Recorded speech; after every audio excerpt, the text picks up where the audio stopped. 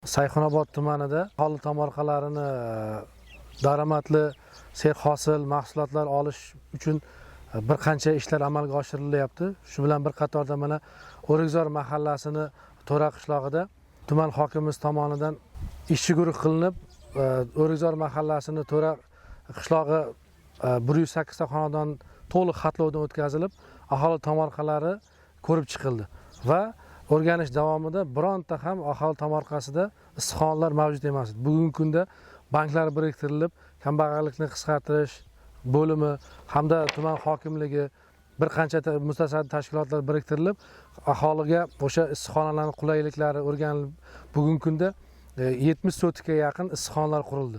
Va issiqxonalarda bugungi kunda aholi tomorqalarida mana ichiga har bittasi tadbirkorlar tomonidan o'sha issiqxona bilan bir qatorda ichiga limon ko'chatlari ekilyapti. Limon ko'chatdan ichiga yana hozir bugun targ'ibot qilinyapti. Bolgarskiy ko'chatlar ekilib, aholini tomorqasidan serdaromad hosillar olish belgilab etildi.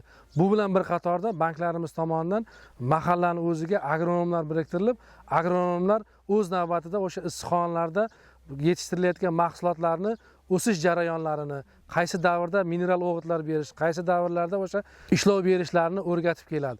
Bu bilan bir qatorda tumanimizda ham boshqa 19 ta mahallalarda ham mana shunday ishlar amalga oshirilmoqda.